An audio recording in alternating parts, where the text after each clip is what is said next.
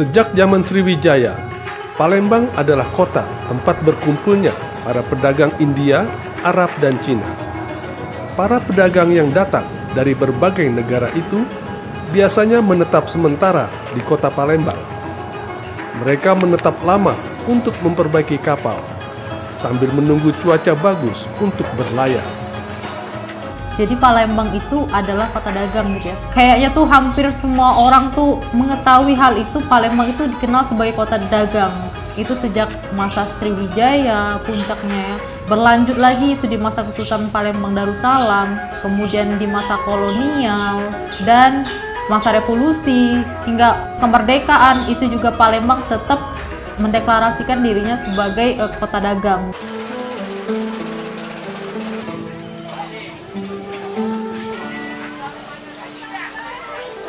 Nah, perdagangan inilah yang membawa beragam kelompok etnis itu untuk hadir gitu ke Palembang untuk memperdagangkan beragam dagang, terutama itu kayak rempah-rempah gitu dan juga hasil alam gitu ya.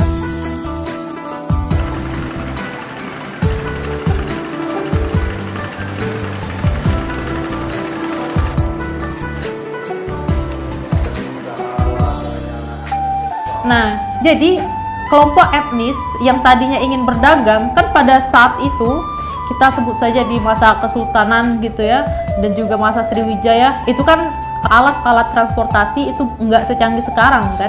Jadi pada saat itu ketika berlayar itu pasti mereka datang ke Palembang, itu mereka ketika sudah dapat hasil alamnya ataupun ada barang yang mereka dagangkan, mereka nggak langsung balik lagi gitu ke tempat asal mereka, karena mereka menunggu arah mata angin dan sebagainya. Jadi lambat laun tuh beberapa dari etnis tersebut itu akhirnya tuh ada yang menikah, karena ketika mereka berlayar mereka itu butuh waktu yang cukup lama untuk tinggal, bisa 6 bulan, bisa 1 tahun, dan akhirnya mereka tuh ada yang memutuskan untuk menikah dengan penduduk pribumi gitu ya. Akhirnya tuh muncul beragam kelompok etnis di kota Palembang, dan itulah kenapa kelompok etnisnya tuh berada di pinggiran Sungai Musi, karena memang pusat perdagangan itu ada di pinggiran Sungai Musi ya. Jadi kelompok etnis itu memang menyusuri Sungai Musi sebagai jalur transportasi perdagangan gitu.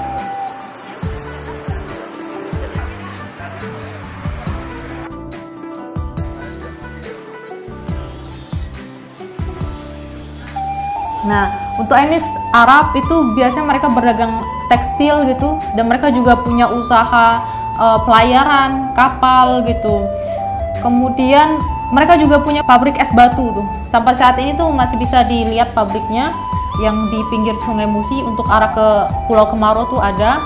Nah, untuk etnis Tionghoa itu mereka berdagang itu mulai dari toko kelontong, kemudian menjadi pedagang perantara, hingga menjadi pedagang dalam skala besar, ekspor gitu.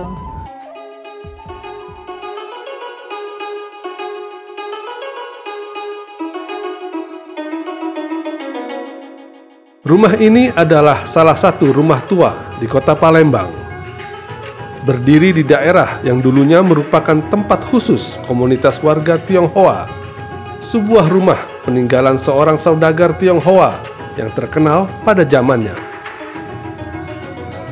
Rumah ini dibangun pada tahun 1600-an mungkin, hingga menurut informasi dari kakek saya dan nenek saya, sebelum 1600-an itu memang sudah dibangun rumah ini. Ya lebih kurang lah, mungkin di bawah 1600-an, kita anggap 1600-an lah. Gitu. Mungkin 1601 atau 1602 atau itu.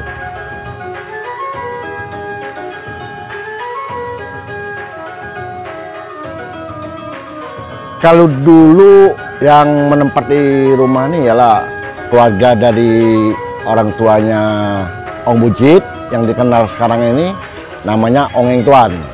Ong Eng Tuan punya anak namanya Ong Bungkim, yang paling tua itu.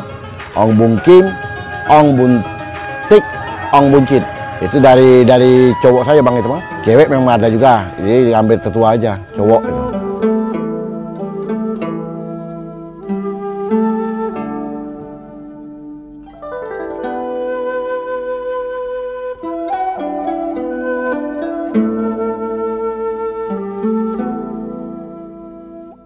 Kalau dulu banyak itu, banyak. Hampir kata orang itu bilang tuh untuk main sepak bola atau pemain polisi aja bisa itu. Banyak dulu.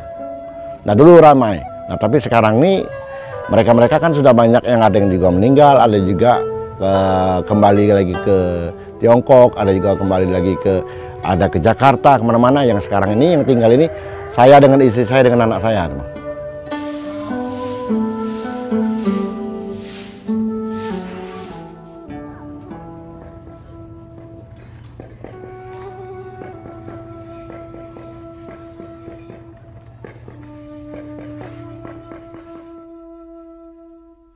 Kenapa bisa dikatakan nama Ong Buncit?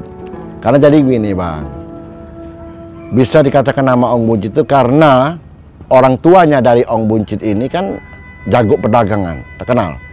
Dan juga hubungan dengan orang-orang luar itu memang boleh katakan jago dia. Kan menurut cerita dari sejarah-sejarah katanya, orang-orang Cina ini kalau mau tinggal di darat atau gimana kan tidak bisa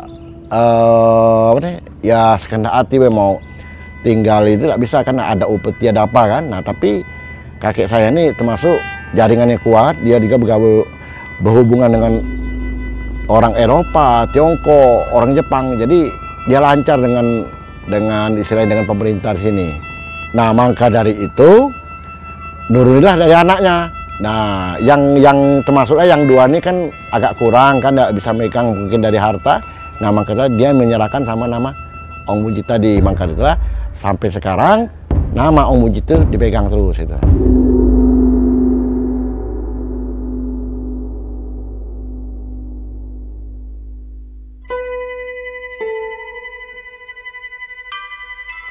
Kalau orang dulu kalau bikin rumah kan lain dengan sekarang nih. Kalau sekarang nih ya mungkin kita sering lihat nonton TV kan, ada rumah bedah atau kayak kan cepat 1 hari atau 2 hari. Tapi kalau rumah kayak ini Bang, saya dapat kabar dari cerita dari keluarga, dia umpamanya dalam 1 tahun itu bisa bikin 1 bubungan. 1 bubungan itu dalam 1 tahun. Karena orang dulu katanya dia pakai semedi dulu, lihat dulu mata angin, lihat dulu posisinya, cocoknya di mana, anginnya di mana itu. Jadi kalau menurut hitungan kita dari depan ke belakang itu tuh sebenarnya sampai ke belakang itu ada rumah lagi, tapi sudah keadaannya jelek, roboh. Nah jadi lebih kurang kalau struktur tanah lebih kurang 7 ribuan. Tapi kalau untuk rumah ini tanah ya 7 ribuan, kalau untuk rumah mungkin sekitar 3 ribuan ada mungkin 3.000 4.000.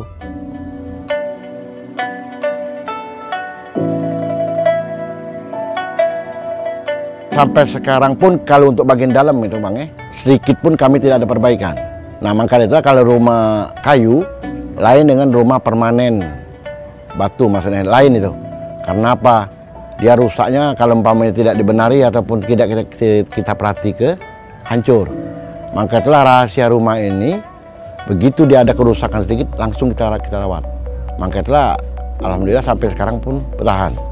Nah selain di depan ini posisi kan kena hujan panas kan, itu wajar kan.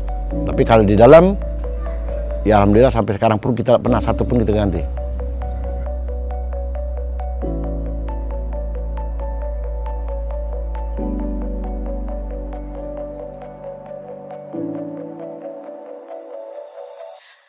Kalau mengenai kamar sih banyak, ada sekitar lebih kurang 9 lah. Jadi sementara ini ya yang mana kosong-kosong nih saya gunakan untuk kalau seandainya ada tamu-tamu dari luar kota mau nginap, saya gunakan untuk homestay gitu. Kadang-kadang juga teman-teman mau nginap itu. Jadi yang sekarang ini yang saya tinggali, saya dengan istri saya dengan anak saya.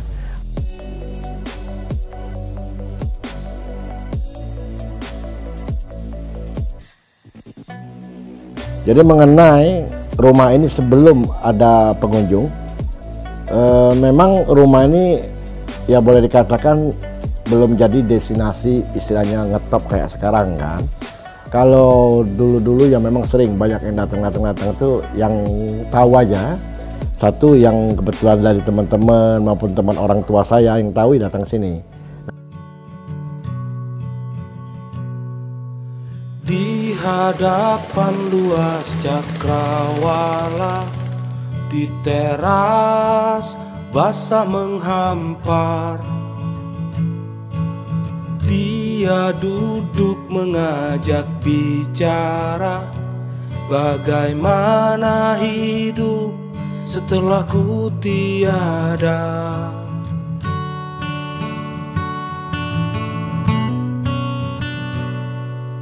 Semuanya telah ku serahkan, sekarang tinggallah dirimu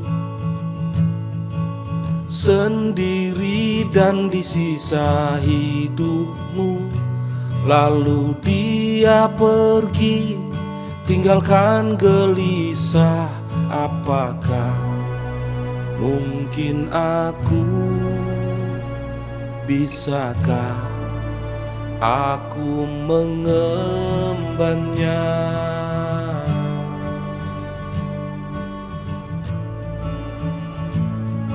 Berabad lamanya terjaga di hadapan. Ya, jadi sekitar tahun 2017 awal di Palembang itu dibentuk suatu komunitas untuk mendukung pariwisata, mempromosikan pariwisata. Yang bentuk adalah Kemenpar. Dan di Palembang waktu itu yang jadi ketua dari komunitas itu adalah saya. Terus kita di-challenge sama Kemenpar untuk bikin destinasi wisata yang baru, benar-benar baru, maksudnya dari yang belum terkenal jadi terkenal. Jadi challenge itu kita terima, tantangan itu kita terima, terus kita survei, cari tempatnya kayak gitu. Nah, salah satu tempat yang kita survei itu adalah rumah Ong Buncit ini. Jadi kita datang waktu itu ke sini, yang nerima adalah salah satu keturunan dari keluarga Ong Buncit, ialah Pak Budi waktu itu, Pak Budiman. Nah, jadi kita pertama kali ketemu Pak Budiman di situ, kita disambut dengan baik, terus kita menjelaskan niat dan tujuan kita ke Pak Budi. Tapi memang Pak Budi waktu itu nggak bisa memutuskan, karena rumah ini adalah rumah milik keluarga besar ya. Kebetulan Pak Budi yang nungguin di sini kayak gitu. Jadi kita diminta nunggu, mereka mau berunding duluan keluarganya, dan alhamdulillah nggak lama sih, kira-kira 1 bulan kurang lebih ya, dapat kabar, akhirnya kita disetujui. Tempat ini boleh, rumah ini boleh dikelola, dijadikan atraksi wisata dengan beberapa syarat yang menurut kami masuk akal kayak gitu ya, menjaga keaslian, menjaga ketertiban, itu semua bisa kita penuhi dengan model pengembangan destinasi yang kita rencanakan waktu itu.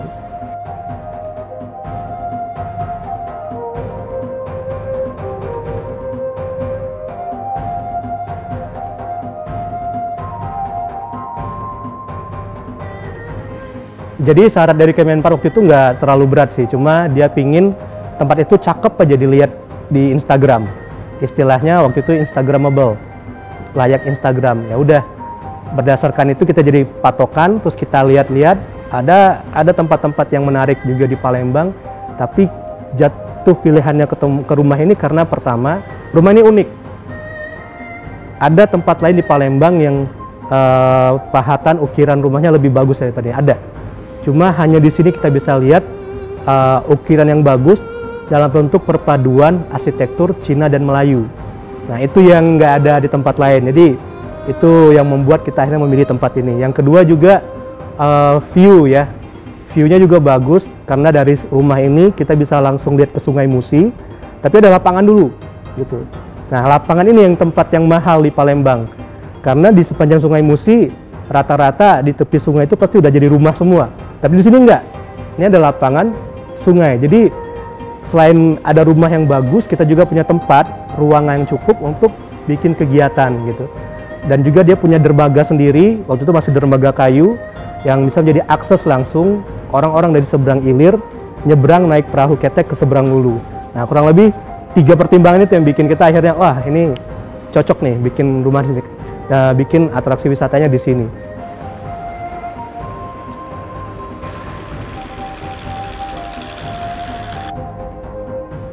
Kita launching destinasi digital Pasar Baba Buncit waktu itu namanya. Jadi Baba Buncit itu adalah nama pasarnya, bukan nama rumah ini. Pasar itu kita gelar di halaman yang waktu itu masih paving block di depan rumah saudagar Ong Buncit. Isinya apa? Event pertamanya kita itu bikin acara masak pindang sama chef dari salah satu hotel ternama di Palembang. Terus ada booth-booth kuliner.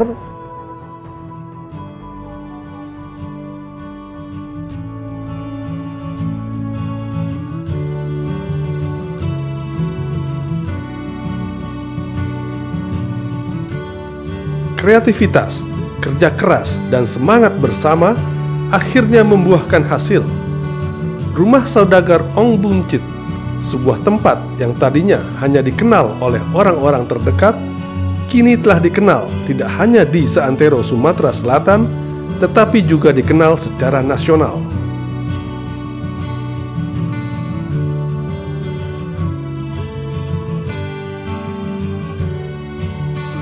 Dan kita senang setelah malamnya acara pulang, teman-teman ketek cerita bahwa biasanya Pak, saya dapat sehari paling maksimal lah 500.000. Di hari itu kita launching, mereka dapat bawa pulang uang 1.700.000 gitu. Nah, kisah-kisah kayak gitu yang bikin kita wah, jadi semangat ya, teman-teman capek tapi semangat gitu. Dan hal yang sama juga dirasakan oleh warga sekitar dan penghuni rumah Ong Buncit ini. Jadi ada keuntungan finansial juga yang mereka rasakan. Bukan sekedar ikut rame-rame, tapi memang jadi bagian rame-rame itu kayak gitu. Dan mereka mendapatkan manfaatnya.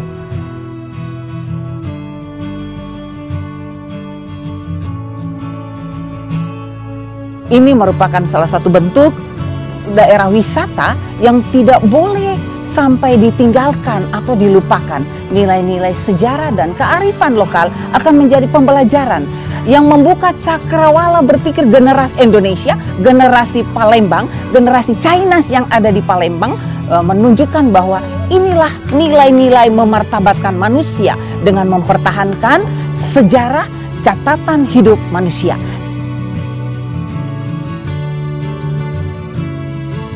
Sampai sekarang kita berusaha memperbaiki itu terus, kita tawarkan terus ke orang-orang dan responnya sampai hari ini menyenangkan ya, bagus, positif, dan itu akan terus kita lanjutkan. Karena memang ketika Anda datang ke sini memang suasananya nggak kayak di Palembang. Di Palembang Anda lihat beton, berisik, suara motor, mobil, klakson, semuanya tampak sempit ya. Tapi ketika Anda tiba di sini, duduk, semuanya berasa luas.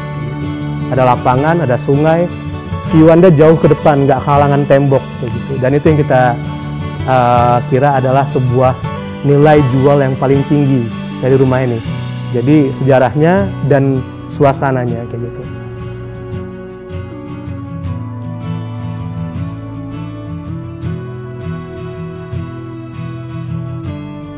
Ya terima kasih ya, alhamdulillah nggak ada kendala lah. Maupun pemerintah setempat mendukung adanya destinasi ini. Sampai sekarang pun destinasi ini termasuk unggulan.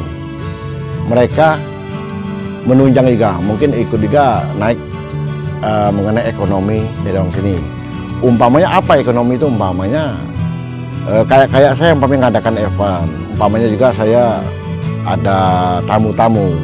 Saya pasti menghubungi mereka karena mereka ini kan kebanyakan yang dari sini, orang-orang di sini kebanyakan pekerjaannya membuat nipah dan juga ada juga yang kerjanya bawa penumpang kayak ketek, namanya bahasa Palembang itu ketek.